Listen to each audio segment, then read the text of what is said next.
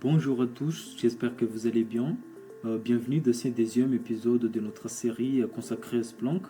Dans la vidéo précédente, nous avons découvert ce que Splunk, ce qu'est un CIEM et pourquoi cet outil est devenu une référence dans les domaines de la cybersécurité.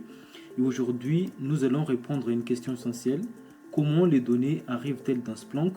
Autrement dit, lorsqu'un utilisateur se connecte à un ordinateur, lorsqu'un serveur génère un log ou lorsqu'un pare-feu détecte une activité, comment ces informations arrivent-elles jusqu'à l'interface utilisée par les analystes? Comprendre cette architecture est indispensable avant d'apprendre à installer Splunk ou à écrire de requêtes SPL. Avant d'aller plus loin, faisons un petit rappel. Dans les premiers épisodes, nous avons appris que Splunk permet de collecter, centraliser, stocker et analyser les données provenant de différents équipements informatiques.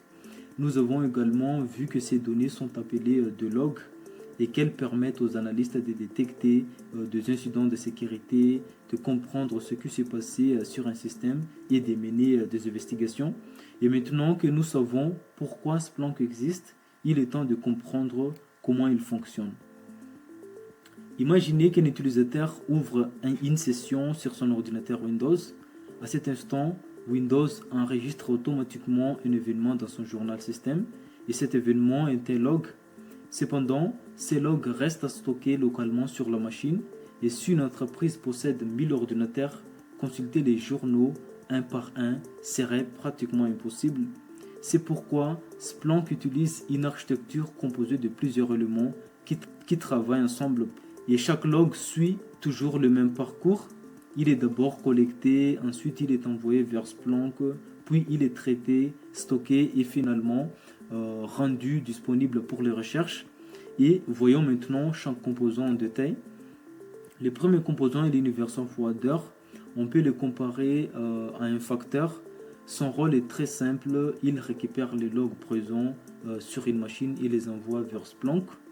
Il ne réalise pratiquement aucun traitement, il ne stocke pas les données, il ne les analyse pas. Son unique mission est de transporter les informations de manière fiable et sécurisée. L'un de ses principaux avantages est qu'il est très léger, il consomme très peu de mémoire et de processeurs.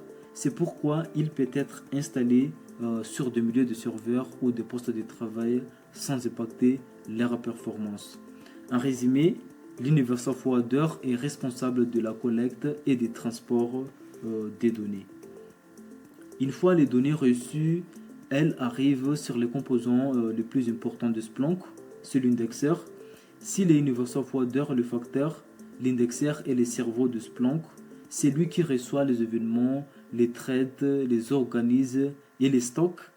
Lorsqu'un log arrive, plusieurs opérations sont effectuées automatiquement.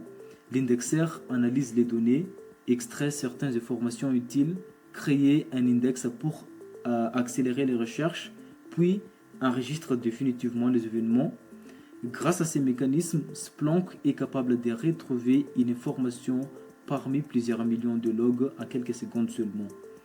C'est également l'indexeur qui répondra aux recherches effectuées par les analystes.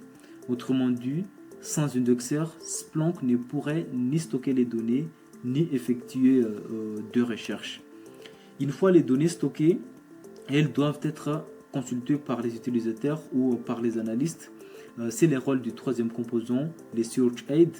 Les Search Aid est l'interface avec laquelle travaillent les analystes SOC. C'est ici qu'ils écrivent leurs recherches en langage SPL. C'est également ici qu'ils créent des tableaux de bord, des alertes, des rapports et réalisent leur investigation. Les Search Aid ne stockent pas les données, ils envoient simplement les requêtes vers les indexeurs, récupèrent les résultats, puis les affichent de manière claire et compréhensible. En résumé, les Search Aid représentent la partie visible de Splunk. C'est l'outil utilisé quotidiennement par les équipes de cybersécurité.